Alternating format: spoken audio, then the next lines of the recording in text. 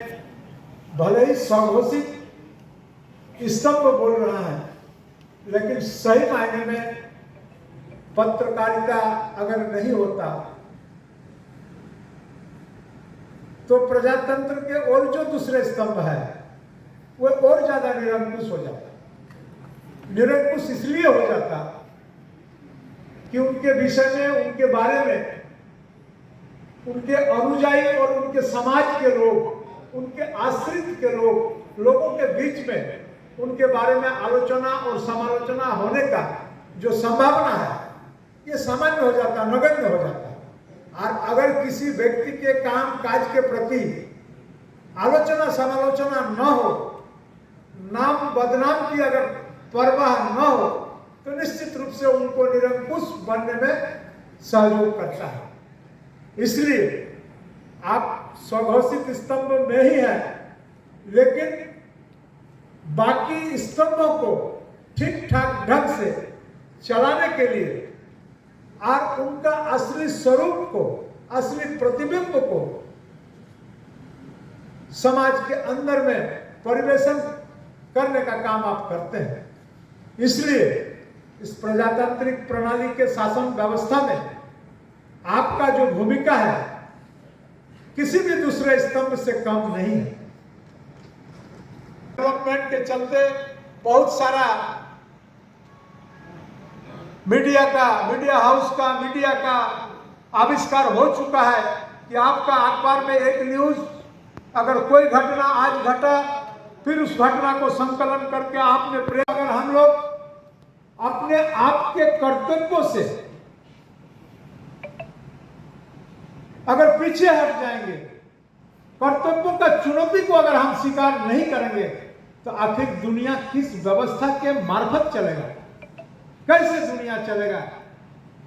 तब को नियम और कानून शासित राज्य और देश नहीं बचेगा। सारे लोग ताकत के बल पर, बुद्धि के बल पर एक दूसरे के हकूक अधिकार सारा छीनने का प्रयत्न करेंगे और आप कुछ नहीं कर पाएंगे। इसलिए इन व्यवस्था को, हर चुनौतियों को एक्सेप्ट करने के बावजूद भी हम लोगों को चलना पड़ेगा, तभी हम एक सफल प्रजातांत्रिक प्रणाली के देश और प्रदेश में रह सकेंगे और सारे लोगों को अमन चैन परोसने का काम करेंगे। एक सम्मिलित तो हो चुका है, हमारे आदरणीय मुख्यमंत्री हेमंत सोरेन जी इसको स्वीकार कर चुके हैं, वह भी होना चाहिए। अगर इन तमाम चीजों का सुख सुविधा अगर पत्रकार जगत के लोगों के पास नहीं हो, तो क्यों इतना बड़ा उत्तरदायित्व निर्वहन करने का काम हमारे पत्रकार भाई लोग करेंगे? क्यों समाज के सामने असली स्वरूप, शासन व्यवस्था का असली स्वरूप तमाम चुनौतियों को स्वीकार करने के बावजूद भी दिखाने का काम करेंगे? ये होना चाहिए, इसका पक्षधर मैं भी हूं।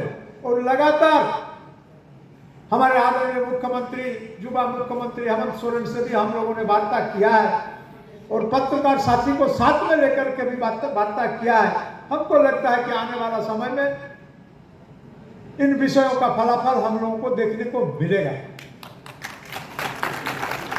अब सवाल यहाँ पर यह उत्पन्न होता है कि पत्रकारिता करने के क्रम में भी हमारे मथुरा बाबू बहुत सहज आदमी हैं और सहज और सरल स्वभाव के होने के चलते समाज के हर विकृतियों को स्वीकार करने में उन परहेज नहीं करते हैं और इसीलिए सहज और सरल अंदाज में इस बातों को रखा कि आज के समय में क्षरण या उसको डिटोरिएशन सही मायने में है।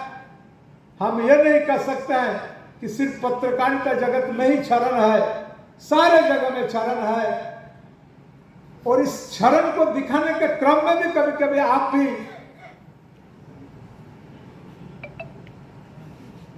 दोषारोप का शिकार पड़ जाते हैं, आप पर भी दोषारोपण होना पड़ जाता है।